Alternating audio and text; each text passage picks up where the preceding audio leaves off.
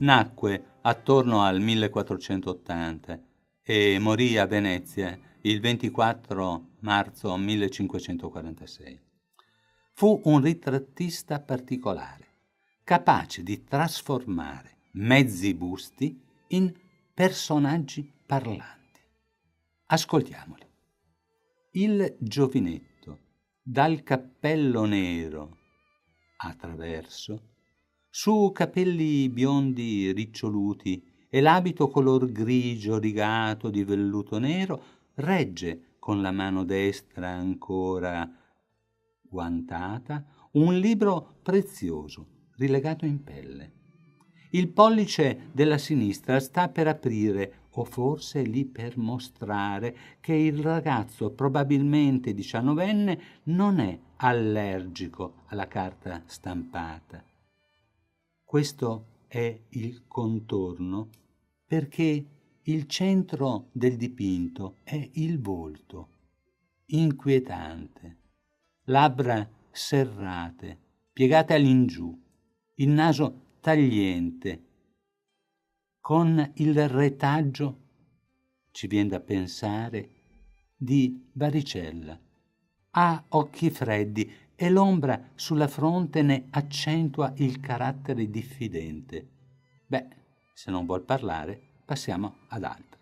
Andrea Odoni ci mostra il suo ultimo acquisto.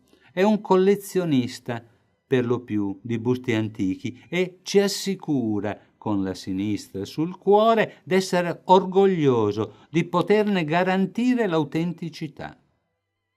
Con poco io compro, ma pago in contanti. Non ne dubitiamo, ma non ci rassicura il pelo che ha sul petto. Una gentildonna s'alza dalla Savonarola per mostrare con garbo un disegno in vero truce. Una donna disperata, nuda, pronta ad infliggersi una lama nel cuore. Vuol suggerirci il suo stato d'animo? Una sofferenza la turba? Il volto esprime stizza più che determinazione. Qualcuno ha pensato di molestarla? Ci legge negli occhi. Oppure vuol indicare il suo stato virginale, cui rinunzierebbe solo dopo morta? Una Lucrezia in abiti lussuosi, accanto a fiori di mimosa, comunque gialli, colore della gelosia, sul panno viola ed un foglietto stampato che ci illumina. Per ogni donna di pudore, Lucrezia resta un esempio vivente. Ci si può fidare di una femmina dallo sguardo felino che indossa una parrucca con fiocchetti da prima comunione e nel contempo un abito costoso con ampia scollatura da cui sorprendentemente sgorgano tra i seni collane dorate e sul petto aurei gemelli ballonzolano su smeraldi e rubini. O è una principessa del regno che non so? O forse, come un mercante, cerca di valorizzare la merce. Un uomo adulto, dai capelli lunghi, scriminati nel mezzo, barba ben curata, sguardo sincero, s'appoggia ad un tavolo, poiché è da un po' che aspetta il nostro passaggio. Deve mostrarci una rarità, una zampetta in oro di leone. Nella sua tenda deve far freddo, bavero di pelliccia alzato sul collo ed una fiamma accesa a destra. Senza farsi vedere, riscalda la scena. È forse il premio per aver sconfitto un nemico feroce della serenissima Repubblica Veneziana? Il vicino è più esplicito. Ha schiacciato con mano ferma e possente il cranio di un folletto farcito da petali di rosa e ciclamini. Guardando fuori dalla finestra, vediamo in basso a sinistra una cacciagrossa. San Giorgio, presumiamo, insegue un drago. Se l'analogia fosse corretta, temiamo che al protagonista un qualche successo abbia dato alla testa. Che sia giovane, bello, da poco rientrato nel suo studio, le chiavi sul tavolo retrostante penzolano e sono un bel mazzo. Vive certamente in un palazzo, sufficientemente ordinato, la sacca appesa all'armadio lo attesta, certamente romantico. Dal borsellino nero escono fogli di rosa. È primavera per lui e per la natura. Un anello d'oro adatto a dita femminili è in attesa d'una sistemazione meno precaria. Ha letto e riposto una lettera e per rispondere deve trovar spunto nel manoscritto d'un qualche ponderoso poeta. Altre 2 lettere hanno avuto risposta e giacciono legate assieme accanto al calamaio.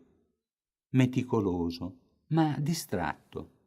La lucertola che al sole attende le sue prede lo osserva. Lui, animula, vagula, l'ignora, pensando distrattamente alla bella, volgendo le spalle alla giornata luminosa, inconsapevole che sarà unica. La lucertola lo sa, poi verrà l'autunno e il freddo inverno. Laura, sarai tu colei cui lui pensa? Neppur fingi di leggere, l'otto ti ha letto nel pensiero. La mano che regge il breve canzoniere ha dita della misura dell'anello sul tavolo del giovane malato di primavera. Attendi, mite, chi non arriva, a trasformare in corallo le perle che porti al collo e per tener lontano dal tuo sentire mosche e zanzare moleste agiti un ventaglio candido e piumato. In questo dipinto il simbolo è il protagonista. Trascuriamo il Padre eterno generatore, il consueto angelo annunziante, la cui ombra ci insospettisce. È un uomo o è uno spirito? E poi disegna sul pavimento lo slancio d'un abbraccio. Chi diavolo è? Pensa il gatto, che poco prima riposava arrotolato al sole e che diavolo dovrebbe rappresentare. Sopra di lei una mensola e, non ci giuriamo, una clessidra. Così fosse. Da poco è passato il tocco. Certo, non è sera. La candela è spenta, i libri sono riposti, così la cuffia per la notte. Il resto è in ordine? Indaghiamo sul gesto di Maria. Oh, Dio mio, che mi doveva capitare? Sono state scritte enciclopedie sul libro di preghiere alle sue spalle, sull'orto concluso con parapetto rinascimentale. Guardiamo piuttosto i fotoni che le accendono le guance di rosso. La luce, quella celeste, viene da destra. L'ombra dello scrittoio lo conferma, eppure lei è in piena luce, oltre che di grazia colma. Che ci vuol dire l'otto? Che Maria è fonte di energia? Che la bellezza di una donna ha la forza della divinità? Non per combinazione, lui e lei vestono lo stesso colore. O che alzato il sipario, tutti in scena. Un faro, meglio, una fiaccola illumina la protagonista. Noi, davanti a tale impegno artistico, plaudiamo caldamente.